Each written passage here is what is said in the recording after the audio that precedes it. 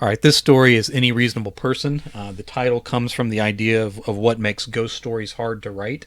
And what that is, generally speaking, is that people tend to think that they're smarter and more capable than they really are. So if you watch people in real life, we all make terrible choices. We find ourselves in bad situations, bad relationships, bad areas, and we tend to stay in those places for our own reasons. Sometimes we're damaged, sometimes we've experienced trauma, sometimes we're carrying our own baggage with us, and that kind of weighs us down.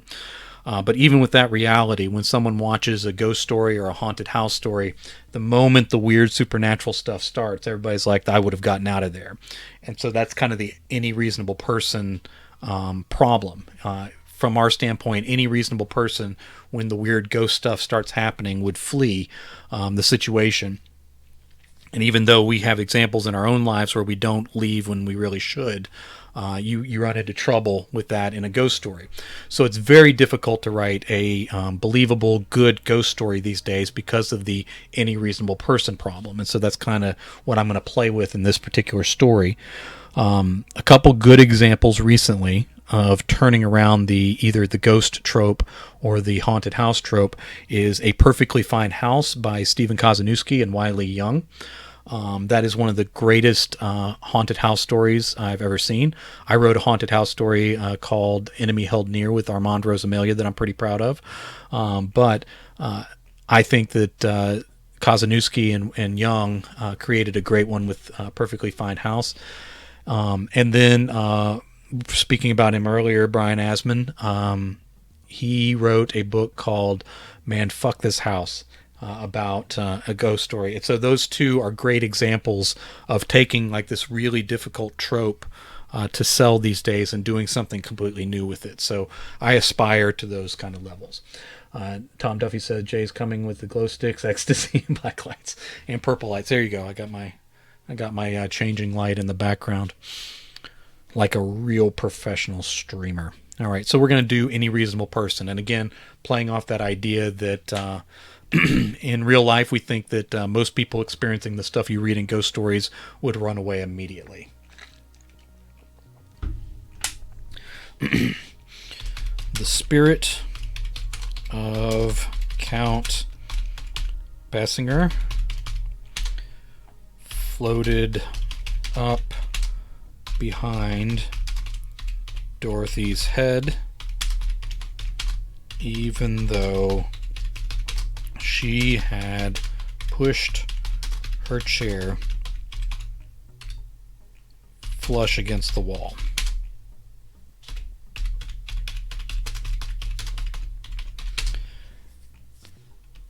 She sat far from the fire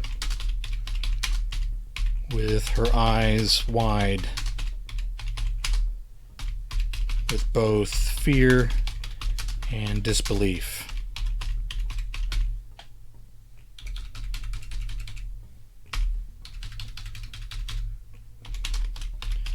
She wanted this to all be untrue. Some vision brought on by too much wine. All right, I'm putting extra letters in my words, so I'm going to save some of those letters for later when they actually are needed. All right, so we'll take that extra letter out. Some vision brought on by too much wine or too little sleep. Basinger, hold on, put that comma there. Basinger was sure. He did not hate Dorothy no more than he despised any of the living. I think I'm going to make this a new paragraph here because we're flipping to kind of him dealing with her. He did not hate Dorothy no more than he despised any of the living. This was his house, though. Death might steal it from him, in the legal sense, but in spirit, has he found himself now, this would always be his home, his haunt. So she had to go.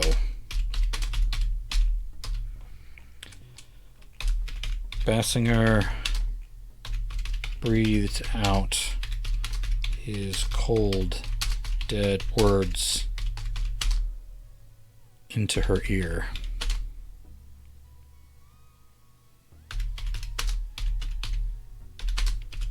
The small hairs moved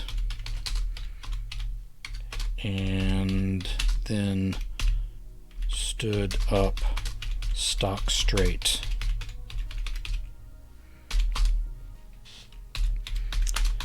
You need to go, Dorothy. This is your last chance.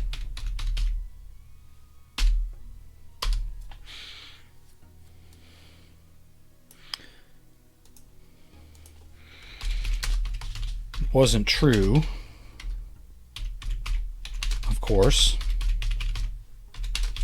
If she chose to stay, he would find some other way to scare her off, just like all the ones before her.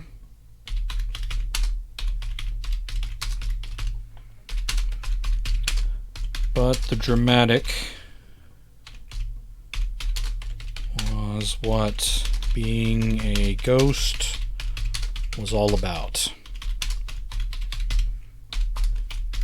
She started to shake until the wood of her chair creaked and popped. She almost tipped the thing over, and Basinger was so surprised by the convulsive force of her fear that he actually reached out with his transparent hands to catch her. She'd likely fall right through, but he could manipulate objects in the real world if he concentrated. He was one of those spirits, and he did not want her dying in his house. Let her go haunt some other space.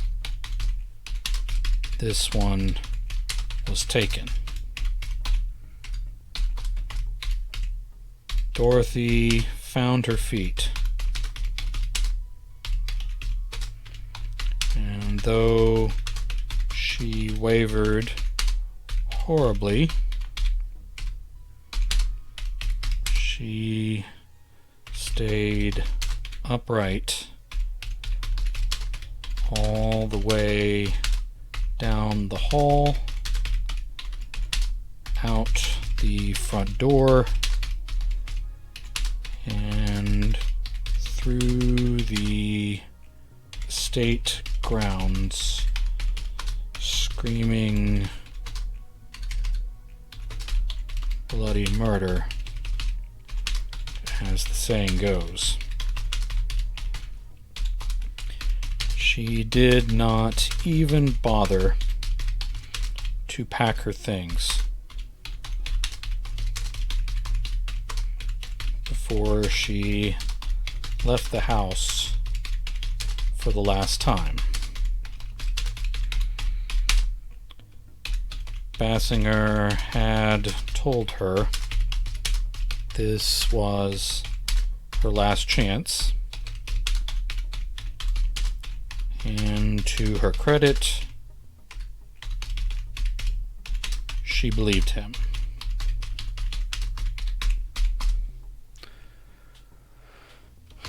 Her things were quite expensive, though.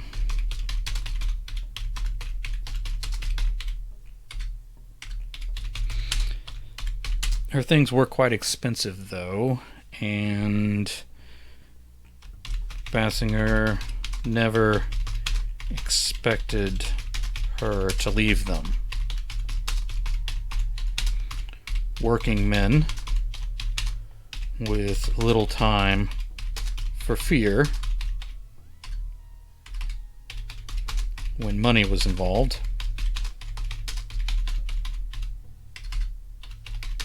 returned to move her things out. Basinger watched from the upstairs railing. We'll make that plural, upstairs railings. He supposed he needed to let them finish their work.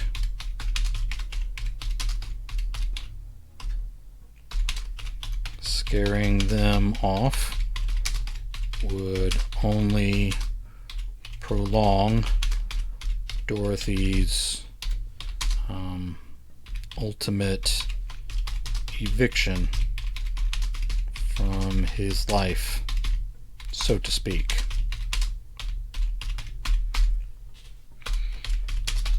He could not let them leave without some fear of the place. Working men were a superstitious lot, but they also had, let me spell superstitious correctly. But they also had children and neighbors who were tempted by abandoned houses. Sometimes tempted because they were rumored to be haunted. It would do no good to let these men tell tales of how old lady Dorothy was out of her mind.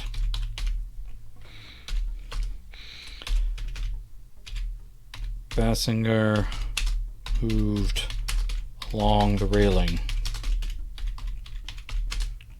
to a loose board along one of the adjoining walls. As they hauled out her final dresser,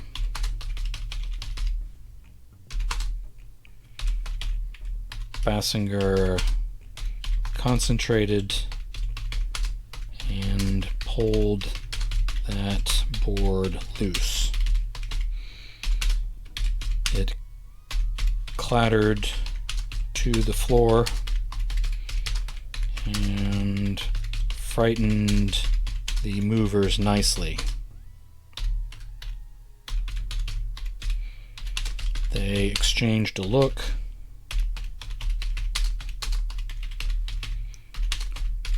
discussed checking it out, and then decided to leave in a hurry. That would do fine. Basinger had to concentrate even harder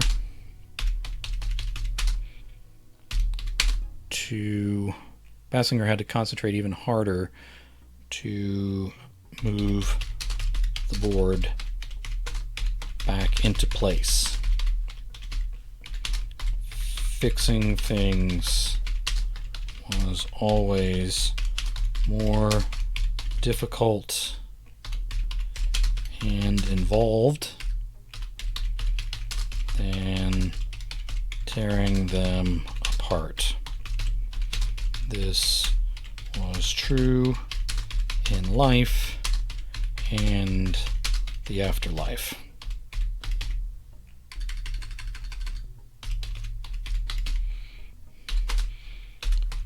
Basinger's estate was coming apart on its own much faster than he cared for, without his help. Alright, scene break. Technically that was 2 scenes because we had some time pass, but it all dealt with evicting Dorothy, so I think we're going to keep it as 1 scene. Alright. The problem was, no matter how many of them he scared away, the property would always belong to someone.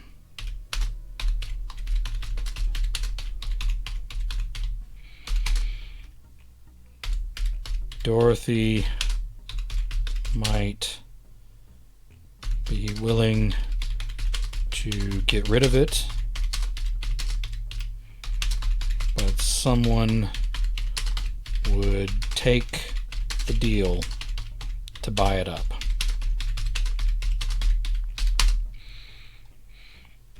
Count Basinger was well aware that if he did too good of a job scaring people out of his home, one day someone would simply knock the place over and sell the land for some crass development. Would Basinger haunt the empty land, or the new building, or the new structure? Perhaps some garish department store full of all the sorts of people he despised in life and after. Maybe the destruction of the house would finally free him to go to whatever cloudy afterlife had so far been denied him. Who could say? All right. Hey, Eve, thank you for dropping in. Appreciate it. Appreciate you following and subscribing. So thanks so much for that. I'm glad you came by so I could thank you on the air here. I'm writing a ghost story called Any Reasonable Person. I hope it turns out well, but we'll just see. If it doesn't turn out well, we'll just keep this between us. All right. He hated Mr. Grigsby, though.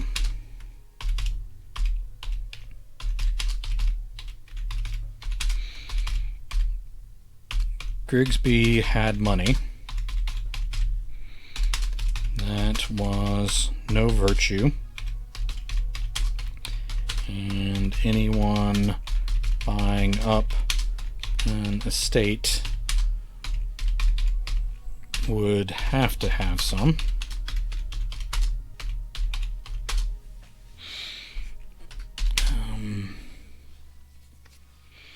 He was a fat man. He was a loud man.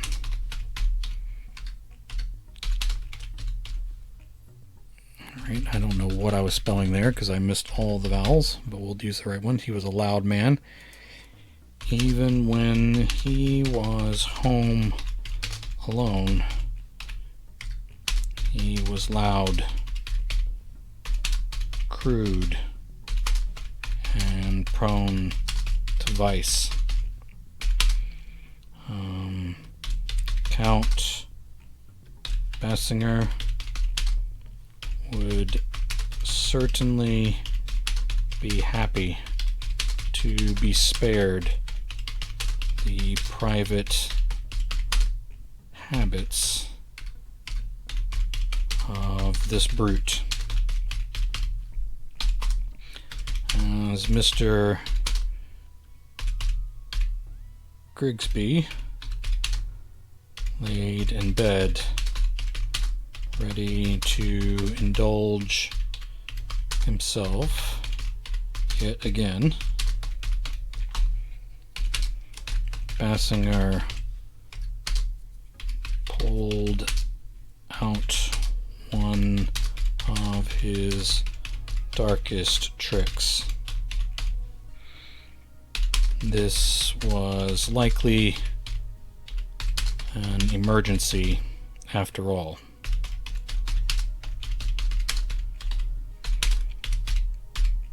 Grigsby had to go, and he needed to be gone tonight. No more rattling chains or slamming doors. This was going to be an exorcism of the living.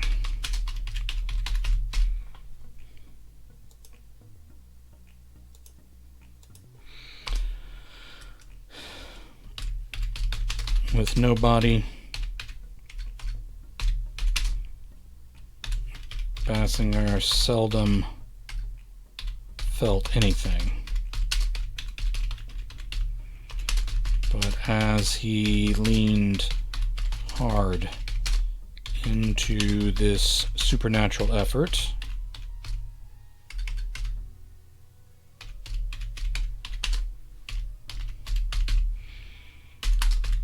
his mind and soul ached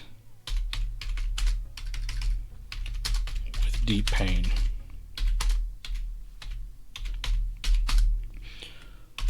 Moisture gathered in droplets along the walls and started running down, dripping onto the uneven boards of the bedroom floor.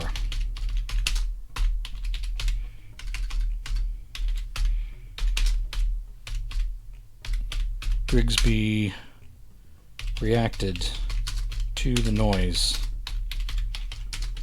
and the odd drop in temperature,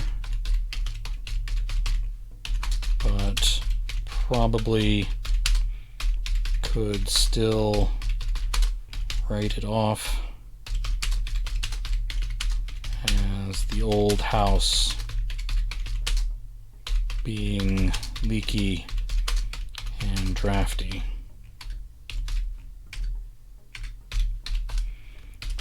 Well, explain away this, you awful man. Basinger growled. Alright, let me italicize the ghost's words.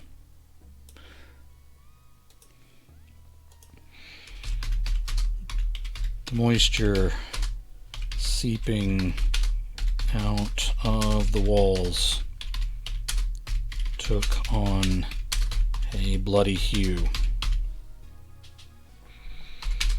Then Basinger reached out, stretching the material of the wall as if it were elastic or some sort of sheet. Grigsby literally sat up and took notice. Basinger opened his mouth to show his teeth in the stretching plaster.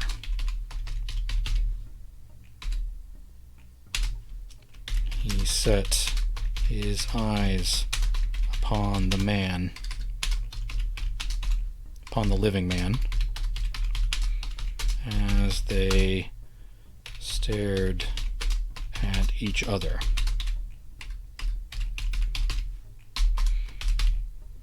Grigsby rolled out of bed and struck his head on the wet floor, adding real blood to the supernatural vision.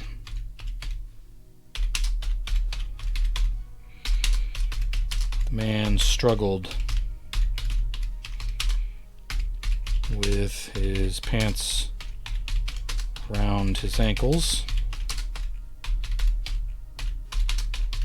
but still managed to get to his feet to flee. Basinger, let's make this a new paragraph now. Basinger added a cackling laugh that he would have never given in life. But ghosts had to use the fears of the living to get results. The house stood empty for a couple decades. It decayed to the point that Basinger almost wished someone, let me roll that up, would finally tear it down to put it out of its misery.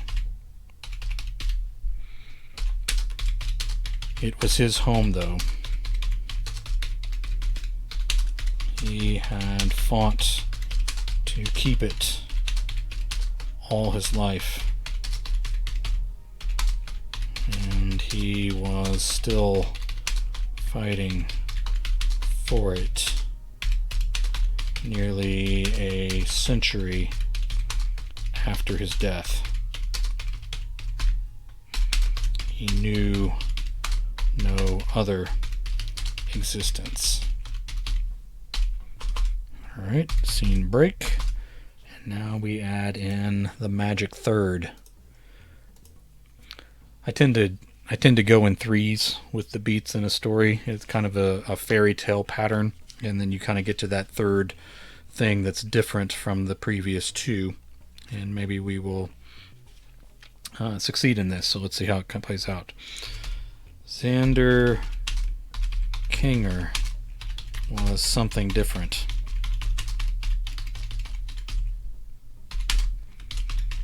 The man was renovating the house himself. That probably saved money, but he had to come by some money to afford to own and fix up the estate, but then also to lay around all day watching TV, playing video games, and riding that damn skateboard inside and out like he owned the place. He did own the place on paper anyway, but it was still disrespectful.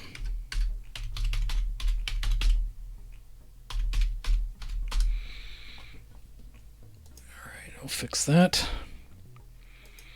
Alright, Basinger had shorted out the computers in the gaming room,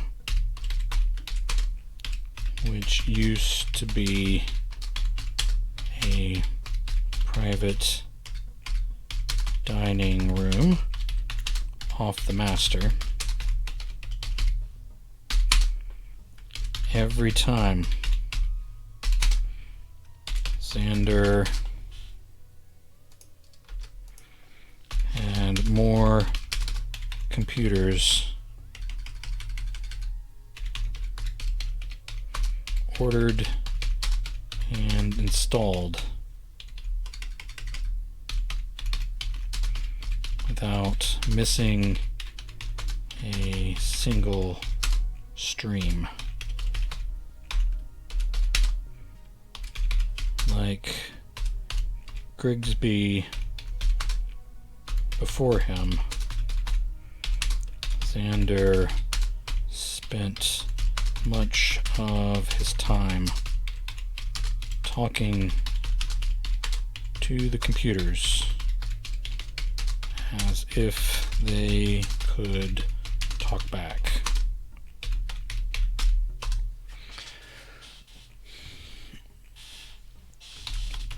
Basinger tried again.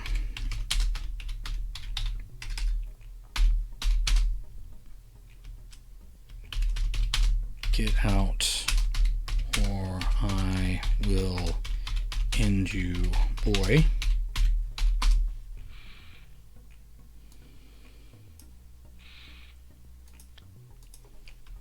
Nothing. No reaction. No running and screaming. He was sure Xander had heard. The boy shivered, but then just laughed like he was used to hearing threatening voices out of nothing or inside his own head. Basinger tried the bleeding, stretching walls trick too.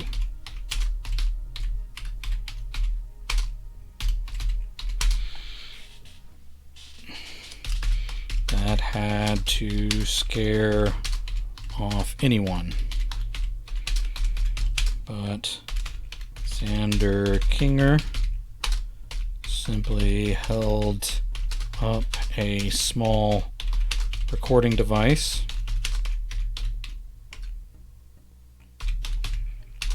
until Basinger... Alright, let me spell device correctly while I'm here. Small recording device until Basinger had spent all his energy on the wasted effort.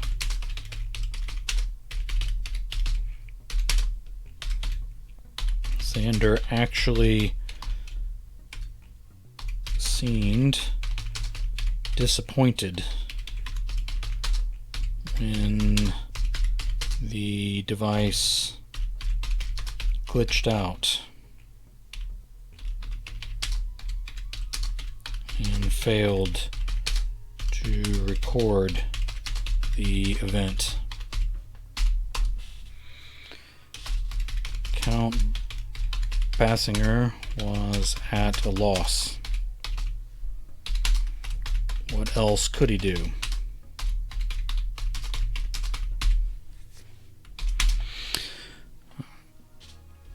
After all that, slamming doors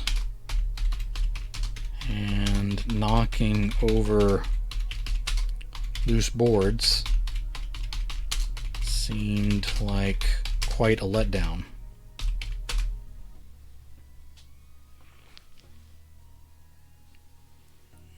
Okay, sorry, I just saw in chat. Hold on. Letdown. All right, let me see what I got.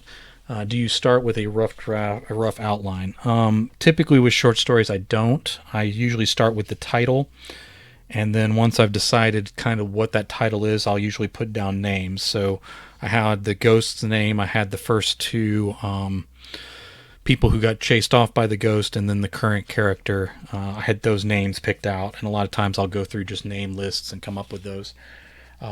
I don't come up with much more outline than that. The story that I'm going to edit next, I had a little more detail on the beats, but so I had a rough outline for that. The story after that was just names again. So a lot of times these stories will end up going in a different direction than I expected after I've kind of let them percolate in my head a little bit.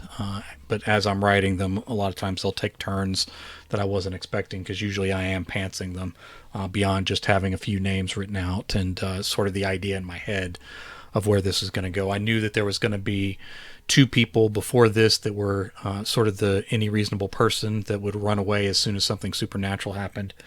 And then I was going to have this character that just for whatever reason couldn't be run off. And didn't know exactly where I was going to go with him. I knew he was going to be a skater. I knew he was going to be sort of renovating the house, and I knew the ghost was going to have trouble getting rid of him. But beyond that, I didn't really have a perfect idea of where it was going to go, and I guess we'll find out together as we go through. Okay. Xander was a heavy sleeper for the few hours he did crash every night. When he was up at wee hours,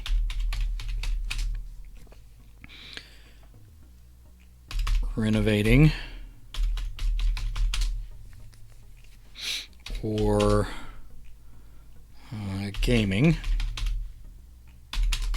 he laughed off every noise and apparition that Basinger could manage.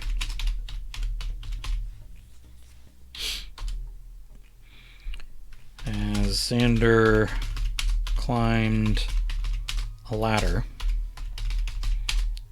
to connect the wiring to the new electric light in the dining room,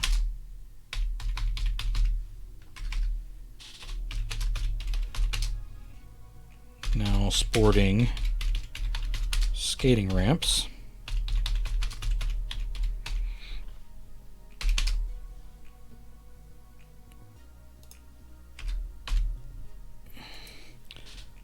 Basinger decided it was time to push over the ladder.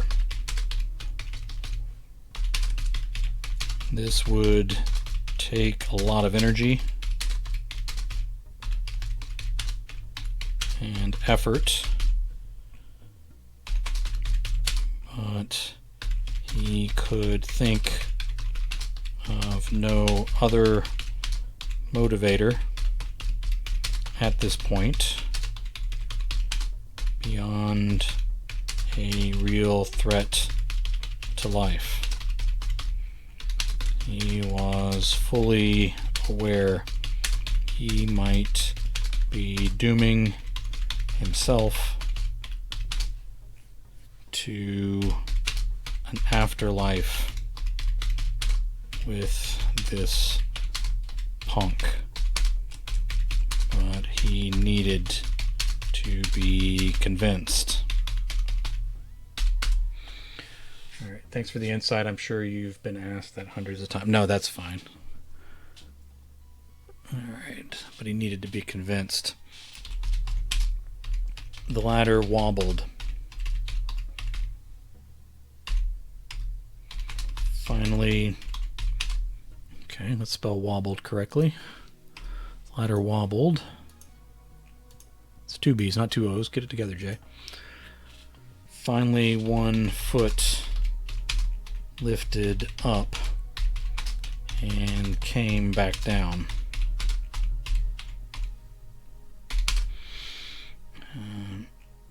Xander still had time to climb down to safety with the ladder lighter.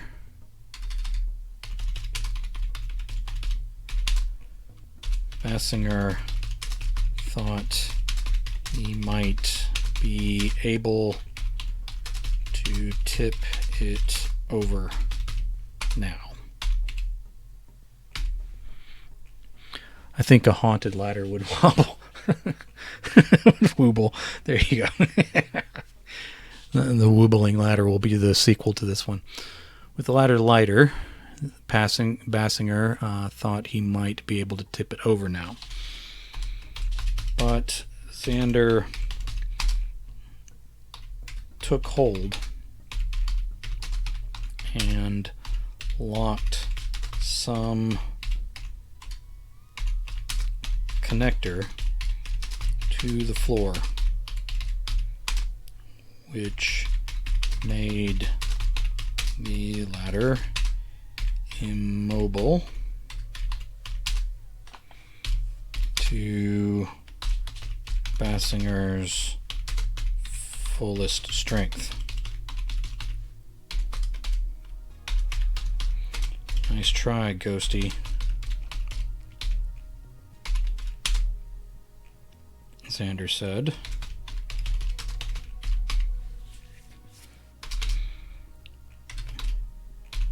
This electrical is going in whether you like it or not.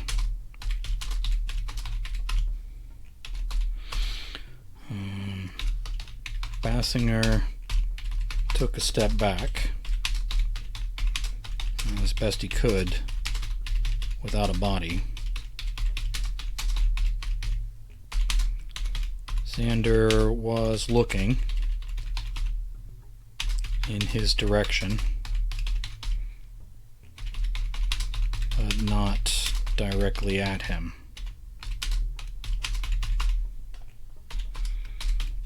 Can you hear me? Can you see me, boy?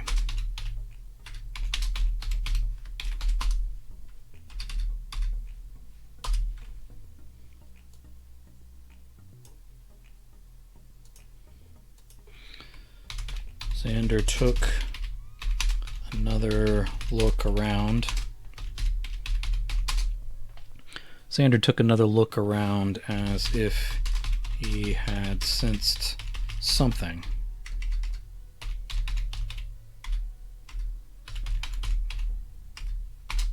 But still not really at Basinger himself.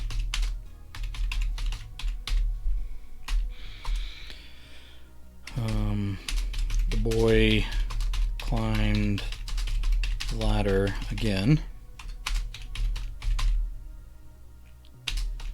and Basinger spent the whole night trying to tip it over, but no luck. Xander even painted the ceiling.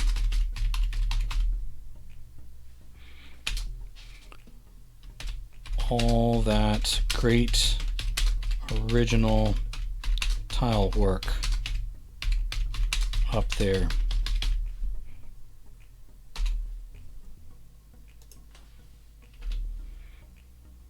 I'm gonna make that a new paragraph.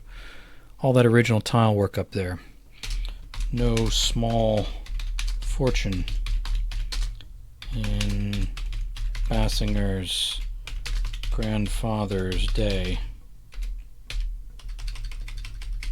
grandfather's time,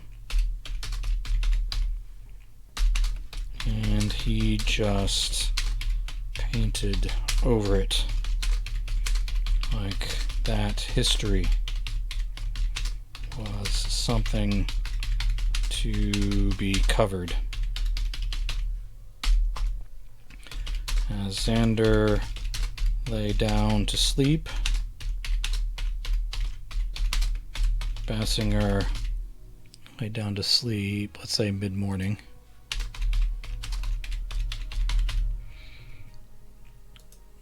Basinger prepared to slam doors and keep the boy awake as punishment. Basinger felt so spent himself, though.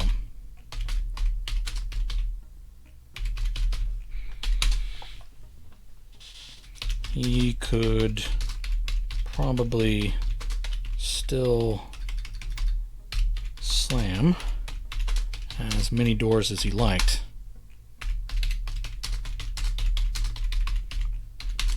He was that sort of spirit. What was the point? Xander Kinger was determined. He seemed to know the place was haunted, and only found it to be amusing.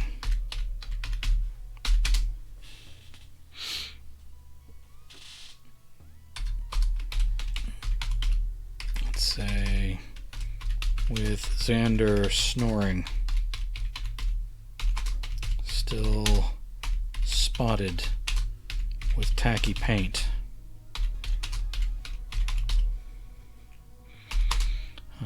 Basinger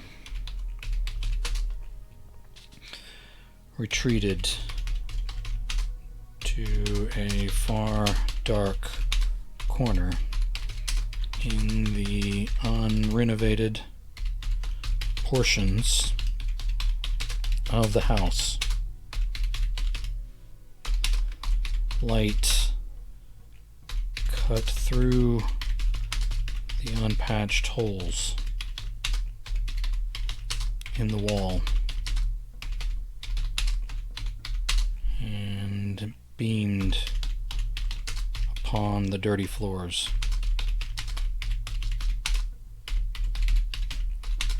What was Basinger fighting? What was to be gained? Did it matter if Xander or someone else renovated the place? Whether he moved in or sold it off, what difference did any of this make?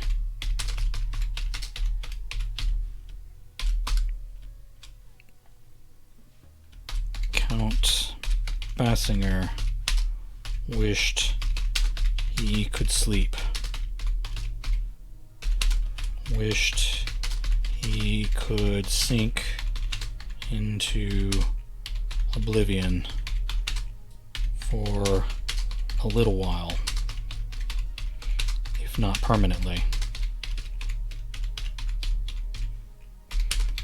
Instead, he sulked in the dirty dark of his old, forgotten estate.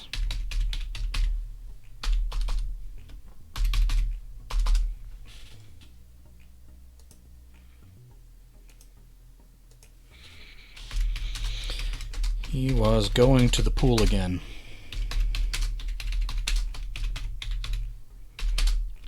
Basinger could not bear it. He followed behind the boy, shouting at his back. It was tougher to be seen or felt in the outdoor daylight. Basinger could walk the grounds nearest the house, but he grew very thin when he did so. Still, he managed to pull down the branches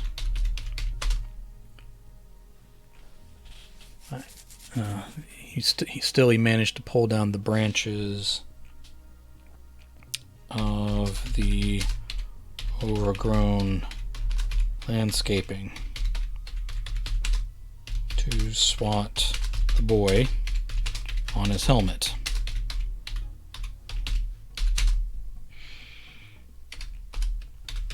Xander laughed that off too and said, I need to remember to get those trimmed. How about you just get out of my house, you pest?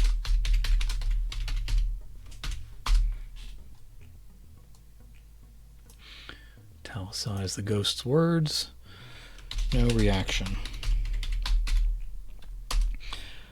Xander tipped over the edge of the empty pool and started is never ending one-man skate party.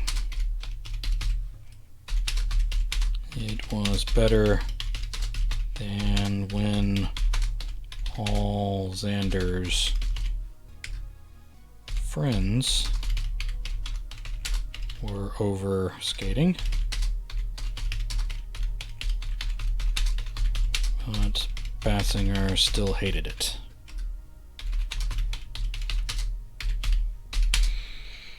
It was nice that the black water had been drained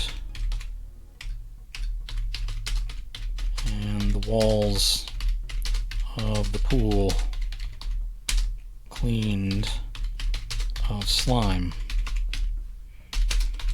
But why not put water back into it?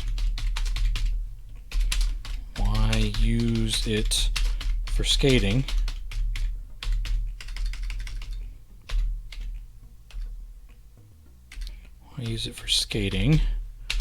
when he already used the walks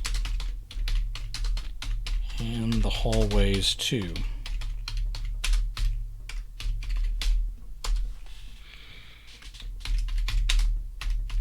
You don't belong here.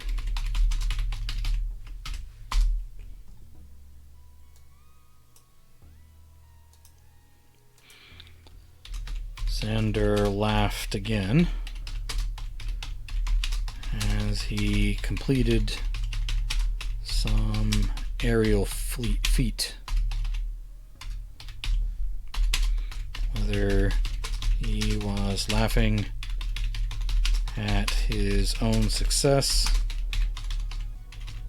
or Basinger's impotent anger, the ghost couldn't tell.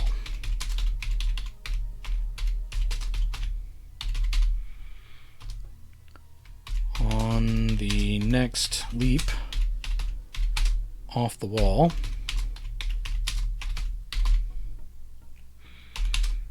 Basinger swatted at the board. Xander came down wrong and took a tumble. He was wearing pads, but still bled onto the concrete once he rolled to a stop.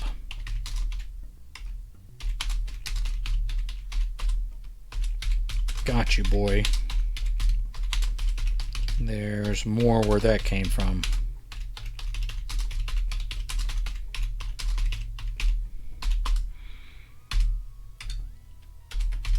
I'm sure. Alright, let me italicize this. Need to be moving toward an ending on this, I think, but I'll get there. Alright, I'm sure. Xander returned to his feet, retrieved his board, and started up again.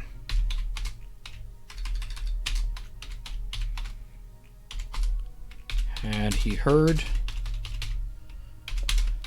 Was he hearing all along and just ignoring?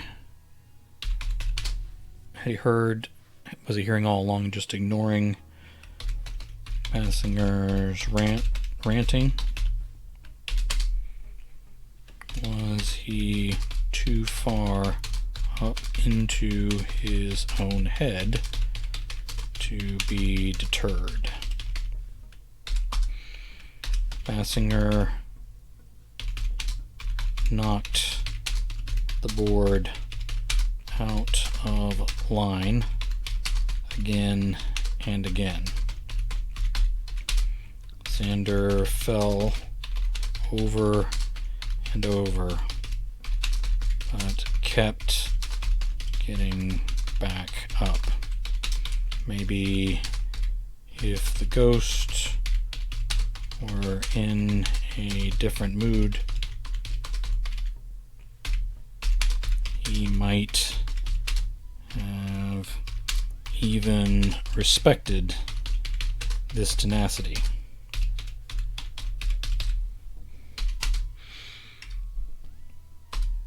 Eventually,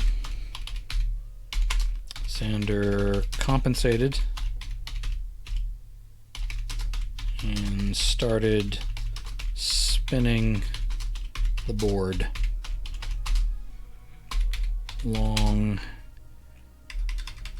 spinning the board every time Basinger tried to knock him down. He gave up and just laid in the bottom of the pool day and night for some time.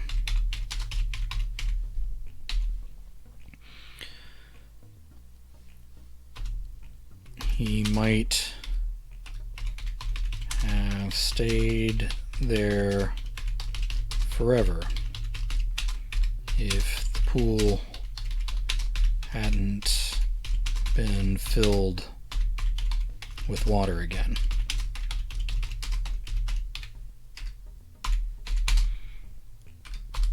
Basinger rose out of the clear water and made his way to the house that now looked quite different on the outside. Alright, let's do a final scene and wrap this up. I'm not sure if this is the best way to end the story, but that's what we're going to try and do. I think there probably needs to be more scares in the middle of the thing, so I need to come up with more stuff that he tries that the Sander character ignores. Sander looked odd with natural colored hair that was starting to go a little gray. He still had tattoos that showed above his collar. None of the business people who stopped by seemed to care. Sander's wife was nice enough. His kids were a little wild.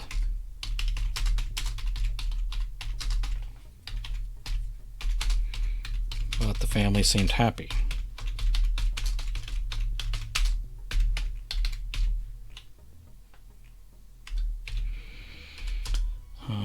Basinger would not have gone with many of the style choices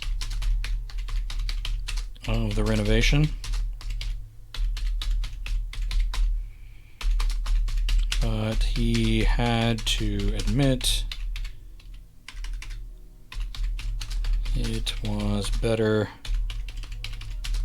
than the place simply falling apart.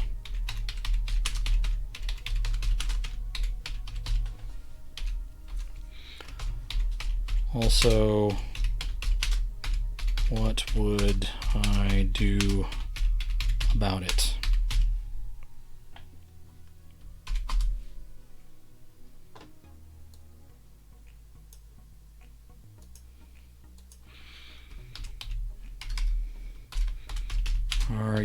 sad?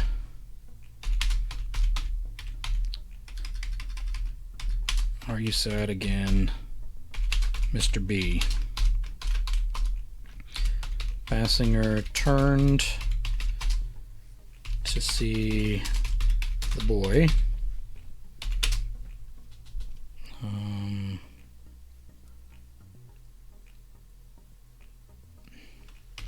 Sterling, his name was, staring at him. Basinger sighed and looked away.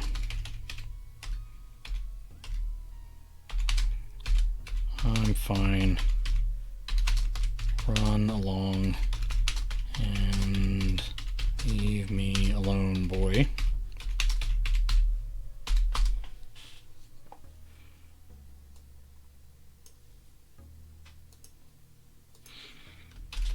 My mom doesn't believe you're real, the boy said. My dad does, I think, but she says we're making it up.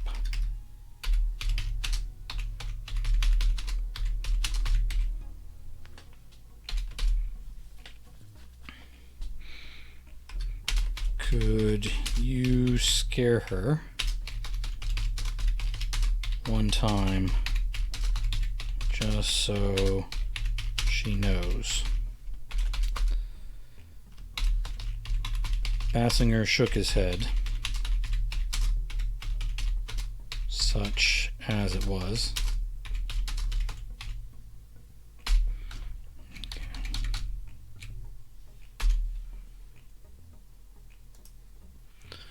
Basinger shook his head, such as it was. I've tried. She's immune to everything. A Blitzer Blitz, thanks for coming in. Appreciate you dropping by. Just finishing up a ghost story. I think it's about to go a little dark, but we'll see what happens here. Blitzer Blitz. All right. Basinger shook his head, such as it was. I've tried. She's immune to everything. I have. Nothing will get you guys out of here anyway. All right, all ghost stories dark. Sure. Oh, thank you for the cheer. I appreciate it. Yeah, I guess so. This one was kind of funny partway through, but we'll see. We'll see what happens here. I'm trying to give the ghost a change of heart real quick. Yeah, I definitely appreciate the bits there. All right, nothing will get you guys out of here anyway. All right, I'm not using quotation marks for the ghost words. I'm italicizing them, so I got to remember to do that. Now that he's having a conversation with the kid, I switched it to to quotation marks there. Why would you want us to leave? Basinger thought about answering, but deep down, he hardly remembered. If he did run out this family, someone else would just move in.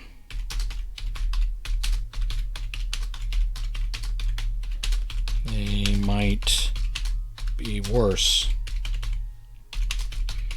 the way Mr. Grigsby did, the way Mr. Grigsby was. All right.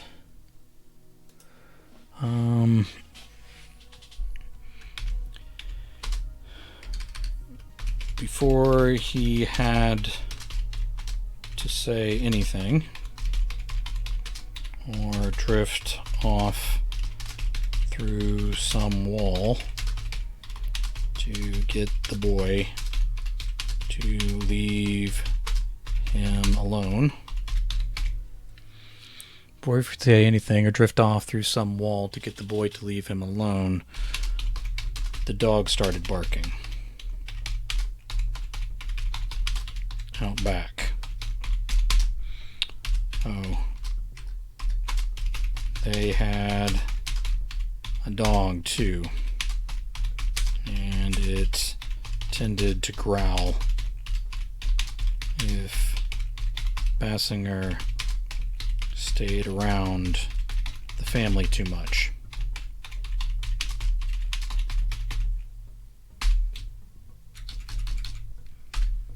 Alright. One more annoyance.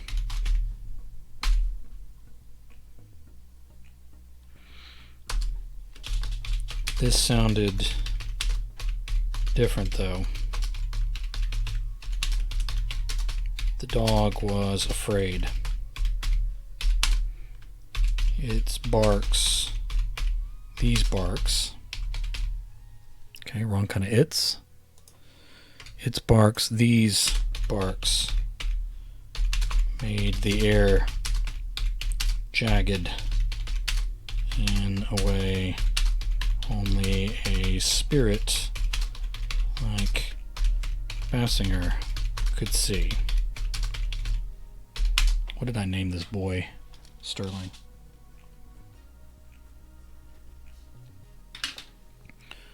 Sterling seemed to feel it too, though.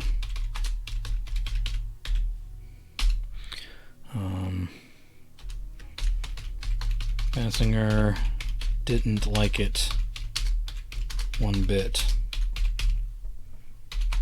He didn't expect to save the dog if it had decided to disturb something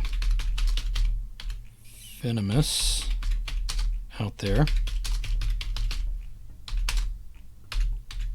But he soared through the wall insulation and wiring to fly out over the grounds to investigate anyway. Basinger grew thin, and he felt thin. Basinger grew thin, and he felt thin when he saw what had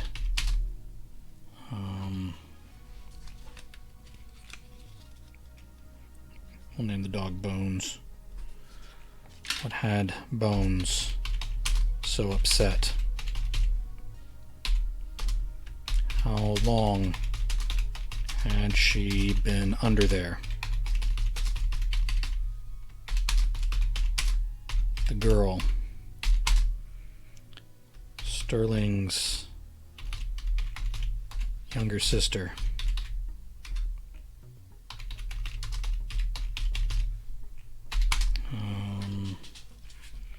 Let's name her Apricot. Apricot. Terrible name for a girl. For a child, let's say. But she was the sweetest of the lot. She reminded Basinger of his youngest sister before she died of heading out, Jay. Thanks for streaming. I hope to catch you again soon. Thanks for coming by. Appreciate all your support. She reminded Basinger of his youngest sister before she died of dysentery is the thing that's coming to mind, but I want to go with something else. Before she died of a weak heart. That's what they called it back then.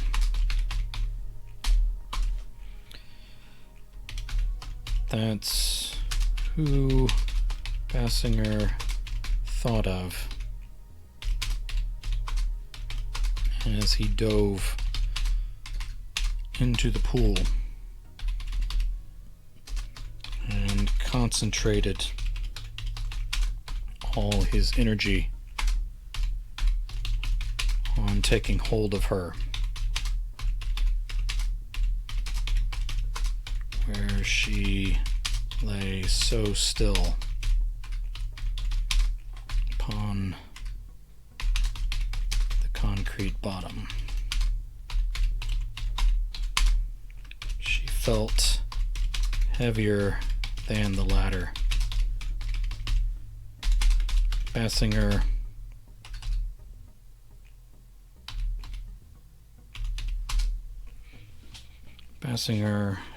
actually prayed for the first time since he had been very young. Definitely the first time since he had died more than a century earlier.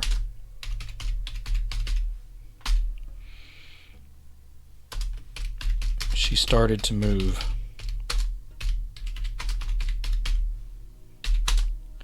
As he hauled her up so very slowly, he could see his own body wavering within the water. He wondered if others might be able to see it too. Maybe even Sterling and Apricot's mother, Xander's wife. He focused on the work, though. There was an actual splash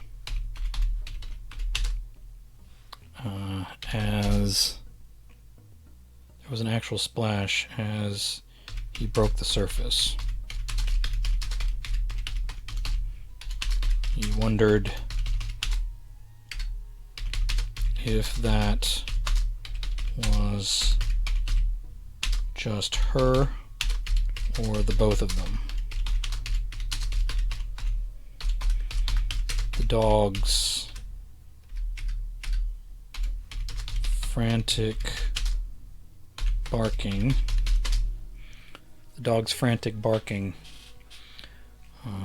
was clear again.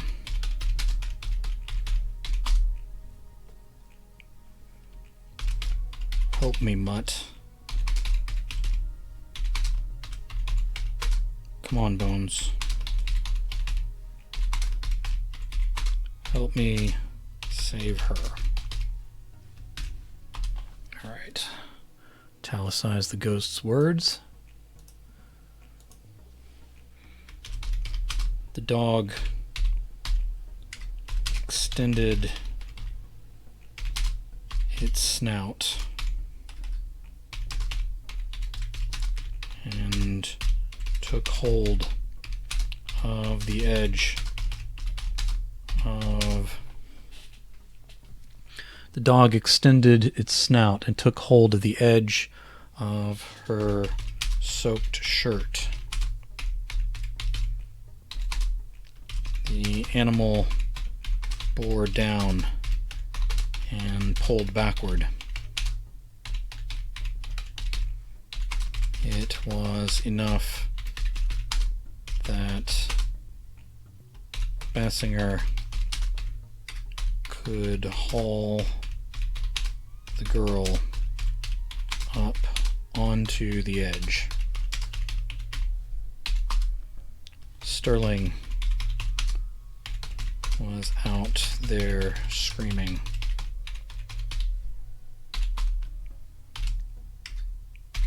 Go get your father. Hurry, boy. Go.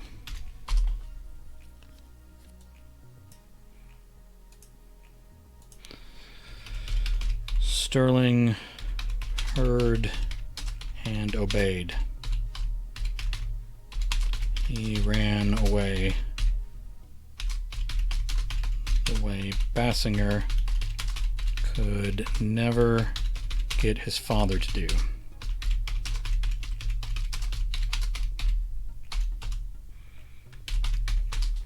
The girl wasn't breathing. He could almost see her spirit pulling away. He imagined her being trapped in that house with him. The boy and the dog might see her, but she would never grow up. Basinger bore down himself and tipped Apricot up onto her side. Some water came out of her mouth, but she still didn't breathe.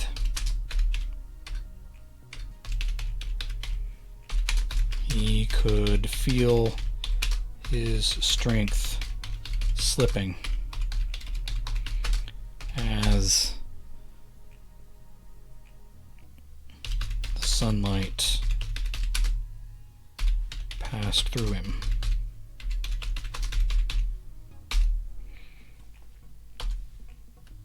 He reached his ghostly fingers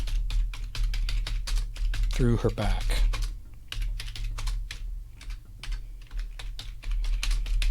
The dog whined,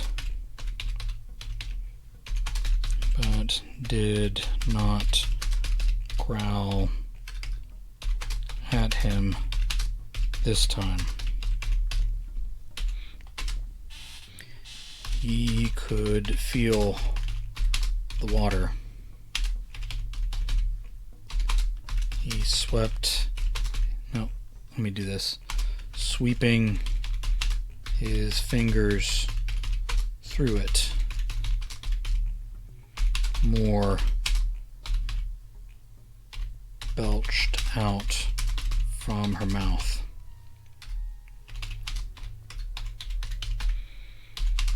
He felt her heart too. Let's say her little heart.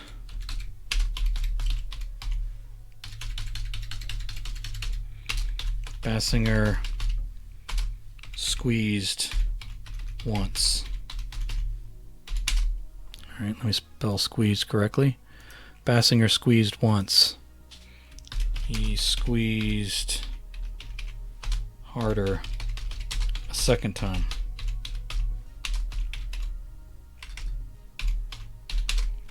Then a third.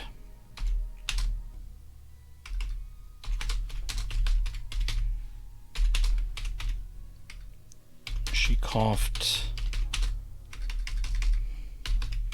up more water and rolled to her stomach.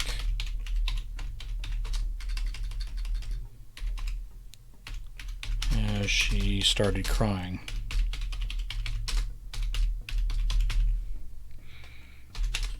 Basinger felt her heart beating against his insubstantial hands. All right. Basinger felt her heart beating against his insubstantial fingers before he drew his hand out of her back. She called for her mother and father in that order before gagging and crying some more. The dog licked her cheek and then moved to lick Basinger, but just succeeded in passing through him and whining.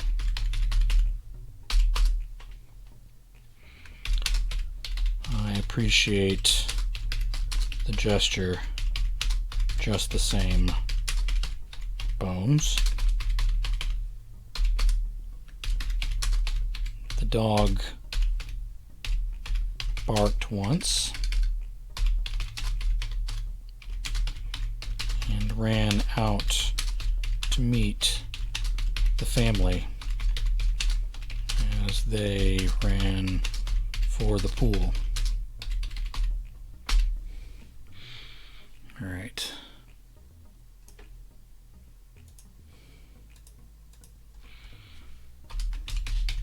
The mother scooped up Apricot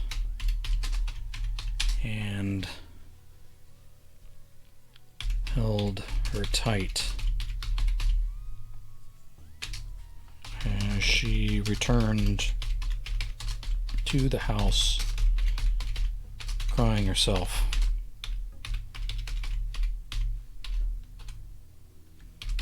The boy called out, "Thank you, Mr. B." And he followed. That probably needs to be the same paragraph. That's not how dialogue's supposed to work, but I'm going to do it anyway. And he followed his mother. Bones sat at Basinger's feet as Xander, an older man,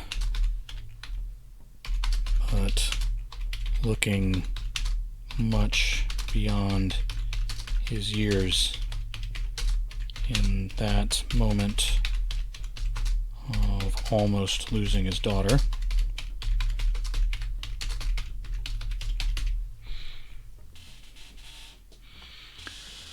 Bones sat at Basinger's feet as Xander, an older man but looking much beyond his years in that moment of almost losing his daughter, stared down into the water.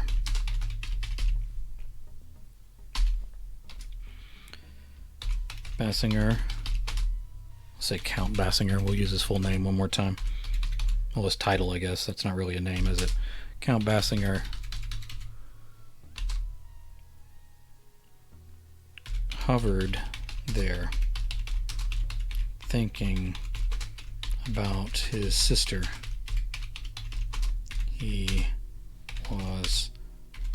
powerless to save in life. And how he had felt Apricot's heart start up in his hands.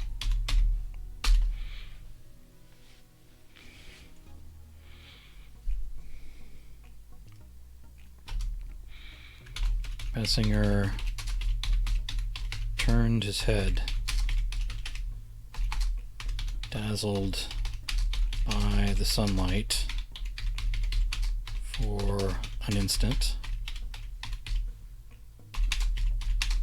to see Sander looking in his general direction.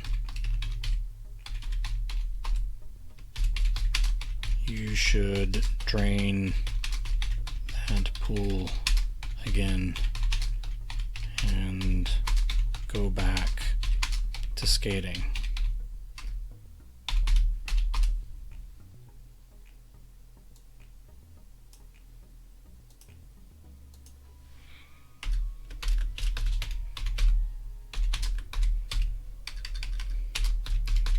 Thank you, Mr. B.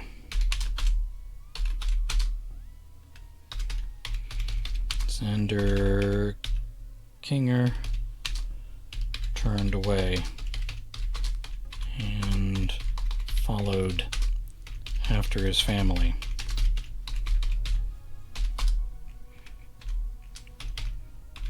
Bessinger lingered a bit longer and then returned to the house they shared. Bones followed along by his side. All right.